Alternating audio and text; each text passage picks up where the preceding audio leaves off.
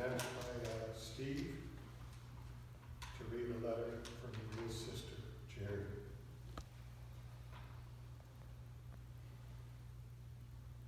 In all my life, I have never felt such deep, excruciating pain. It starts in my throat, twisting down my chest and deep into my heart. A pain so intense that at times I feel that I can't breathe. My tears flow freely down my face as I silently sob into my hanky. Just 3 months ago, on November 28th, I lost my eldest sister, Anne. Now, earlier this week, on March 1st, I lost my dearest sister and my best friend, Rhea. We were so very close, and now I am alone. The bond we shared as sisters was unique and so very special, stretching and bending through periods of closeness and distance, but never breaking. No one can be as close as us, the only ones who share our history, our lineage, and our legacy. By reliving and retelling our many stories, recalling the countless positive adventures of our childhood, exploring the hidden trials of our past, together we as sisters discovered invaluable buried treasures and forgotten memories of our lives.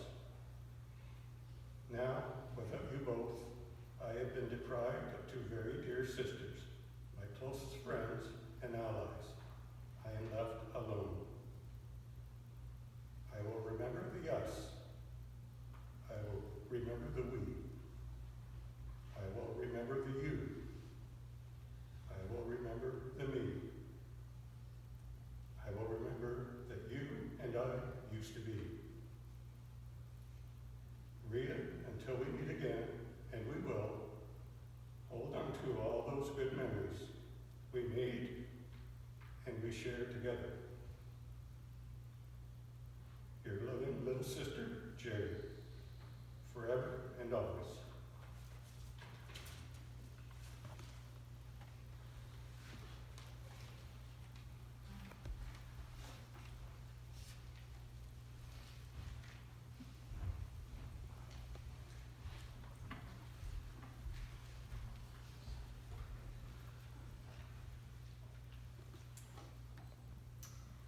To my beloved aunt, we've always had a bond that will always be treasured. Talking with you is always a treat. You're one special aunt, can't be beat.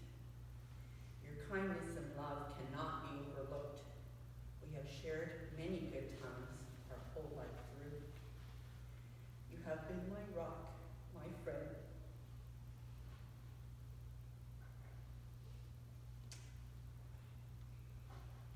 I have always admired you.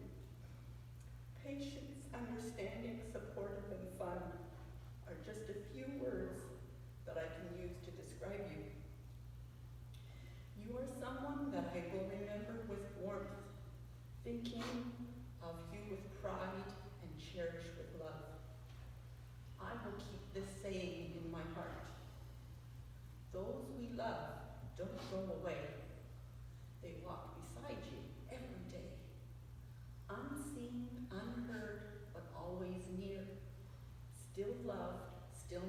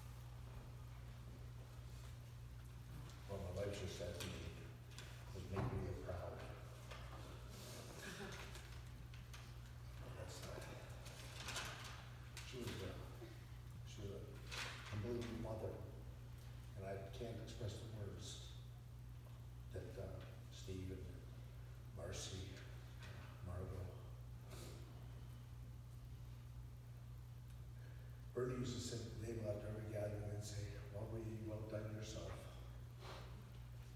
And I can tell you from my personal experience, knowing this woman, what she's done with his children and the grandchildren, in every gathering, she's always outdone herself. She was a wonderful woman, a wonderful grandmother. I have a letter here from Marcy, to my beautiful mother. The day I've dreaded since I was a little girl has finally arrived. They all knew that day would, but I never let my mind really go there.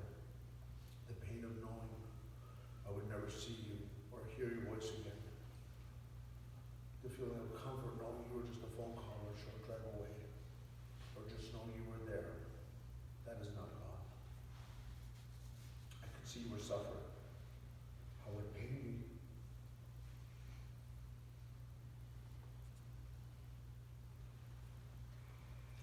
How it pained me to leave you each day I saw you.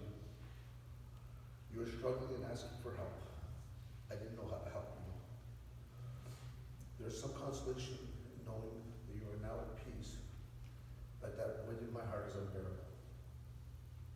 As devastating as it was to watch, I was able to hold on to you as you just drifted into peace and calm.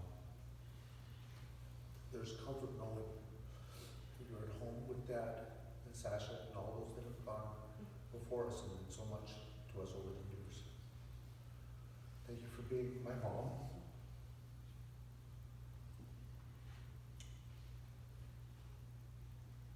The best mom I could ask for. I would keep the memories of us sitting on the couch watching TV, or our hair wrapped in towels, and Dad sometimes having a hard time with who was who. Our little trips to Niagara and St. Jacobs.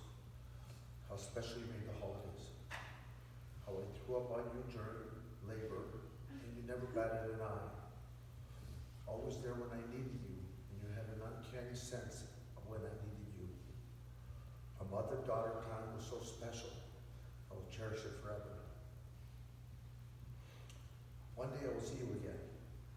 When it is my time, I hope it's yours. It's the first face I see. I will love you forever. Miss you for always. As long as I'm living, my mom will always be.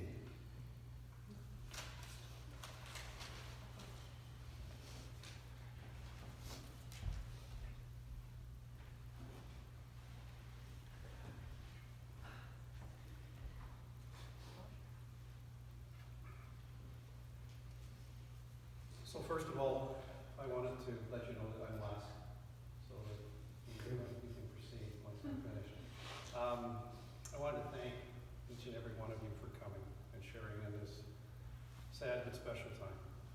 Thank you for traveling, for your kind words, for all the memories that each and every one of you have partaken in my life's life. So, for those of you that don't know, our mom was born Maria Enrico Antonio Petronello Wessels. Born October 15, 1939, in Nijmegen, Holland, or the Netherlands, depending on which one. With the onset of World War II as a young child, she endured the German occupation of Holland in 1940, the Holocaust, the bombing sirens made for frequent trips to the bomb shelter, as well as the liberation of Holland by Allied troops in 1945. She shared stories of a Jewish family across the street that were rounded up in the night and never seen again. Sleeping with your shoes under the bed and your coat nearby, just in case you needed to run in the middle of the night to the bomb shelter. She told stories of having to flee Nijmegen towards the end of the war and head to the south of Holland as the Allied troops worked to regain Nijmegen for the good, having to eat tulip bulbs because there was no food. She spoke of how wonderful it was to be liberated in the spring of 1945 by Allied troops comprised mainly of Canadian and American soldiers. In 1953, the Wessels family immigrated to Canada, destined for a better life in London, Ontario. The SS Waterman arrived at Pier 21 in Halifax, May 16, 1953, and then by train to Toronto, arriving here the long weekend in May. As luck would have it, the Dutch Reform representative, Mr. Deemer, met the train at the station and helped them get settled into Toronto, initially renting a 3-room flat at 157 Parkside Drive. Our mom Maria enrolled in St. Vincent's School in the fall of 1953, having to catch up on grade 1 through 8 in her first year. She had to learn to read and write English. It was at St. Vincent's Church that she first met our dad, Bernie. She had spent the day prior at the beach and was sunburned on her back. Bernie was seated in the pew behind her and gently blew on her sunburned back in an effort to get Maria's attention. Shortly thereafter, her romance blossomed. She quickly became friends with the Carpenters of Wright Ave, forming a very sisterly bond with our dad's sister, Mary. It was during that time that our mom also discovered Wasaga Beach, as it was the place to go from the city to enjoy the sun, the sand, and special memories, for which there were so many. Our parents were married on September 17, 1960, and honeymooned at the very exotic Grey Rocks Resort in northern Quebec. Mom held many positions at the Bank of Montreal and worked there until they welcomed the arrival of their first child, Stephen, in July of 1965. She was so proud to have started her own family. They initially lived upstairs of her parents at 163 Parkside Drive, receiving lots of help from her mom, commonly known as Oma. About a year later, we moved to Stephen Drive for a short time before moving on to Queen Frederica Drive in Mississauga, where we all welcomed my sister Marcy in the October of 1969. Again, she was so proud of her growing family. In 1971, we moved to Harborne Trail, setting down roots for the long term. She became a Canadian citizen in November of 1973. Another very proud moment for her. They joined St. Dominic's Parish, becoming very active in many programs that included teaching the First Communion program, teaching the marriage course, Share Life fundraisers, and Roundtable, where she again met many new friends. Latterly, she also became a minister of communion and worked with Catholic Family Services. Both our mom and dad always enjoyed being by the water. Renting a cottage annually each summer outside of Thornbury, Girdwoods, as it was known, had a steady flow of visitors who enjoyed the beach by day and sing-songs around the campfire by night. There was obviously the odd cocktail that was also enjoyed during the celebration. In 1976, she returned to Holland for the first time to visit with family and show us where she was born and had grown up. Again, so very proud of her heritage and family. In 1977, July of 1977, our brother Scott arrived, and again, she was very proud. Our mom, now in her late 30s, was trying to manage all ends of the parenting cycle: diapers, teenagers, as well as looking after her mom's progressing Alzheimer needs. It's truly a miracle that we all survived. Family and friends were always a priority. Harborne Trail afforded the space to host celebrations. There was Réveillon, as you heard a little bit about at the homily, which was Christmas Eve after Mass and went well into the morning hours. And how we got the toys together for the next day under the tree, who knows? Boxing Day open houses, anniversary parties, birthday parties, the list goes on and on. It was during this time that Krista came around with Marcy, and they became very, very fast friends. Mom welcomed Krista into the family, and she became more like a daughter to her than anything else. In the later years, Ria welcomed Frank and then Tiffany in the very same way. Then there was the boating years. My mom finally took swimming lessons. They spent time exploring Georgian-based coves and endless picturesque scenery until they decided it was time to get back to the beach, purchasing a cottage in Wasaga that really was a four-season home, and again saw a steady flow of family visitors and friends who enjoyed spending time together. This truly became a second home for our mom. It was her happy place.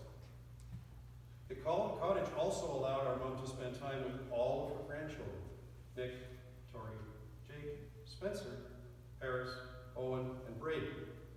She was so proud of them all. They spent time on the backyard swing set, building snowmen, playing at the beach, visiting the Elmville Zoo, but simply best of all, spending time together. Then there was Sasha. The two of them were inseparable, going almost everywhere together. She loved all animals, always ensuring she had a little treat in her pocket just to say hello to any one of them that might show up at the front door. We would travel to Montreal to visit her older sister Anne, establishing a strong bond with Margot and Vinky, Florida for spring vacations, NASA to visit her younger daughter Jerry, and her children Christasha, Trina, and Kevin. Again, so many special memories. She enjoyed many trips to Holland with family, with her sisters, with her son Scott, and with Bernie in September 2001 to explore the history of Europe and visit with family. Mom traveled often to Florida to enjoy time with family on the beach or curl up with a good book, as our mom loved to read. She even managed to take in a night shuttle watch from the beach on one trip. Latterly, my mom moved to Burlington, making a new home in the same building as her late sister Anne. They were able to spend so much time together. Some would say possibly even too much time. Rhea eventually settled into life at Amica, exploring Bronte, long walks along the waterfront, the coffee shops, weekend breakfasts in downtown Oakville, and family. She loved croquettes, potages, holy bowl, apple beer, cookie sandwiches, and my kids' favorite, whipped cream sandwiches. The list goes on and on. Our mom loved them all. Oh, and lest we forget, there's nothing like a good cup of coffee and a cigarette to get the day started. I could go on for hours talking about our mom. Mom, thank you for your unconditional love and support. Thank you for a lifetime of memories that will always be close to our hearts. You are everything that is wonderful, more than you could imagine. As long as we live, you'll be our mom. Love forever and always, your friends, your family.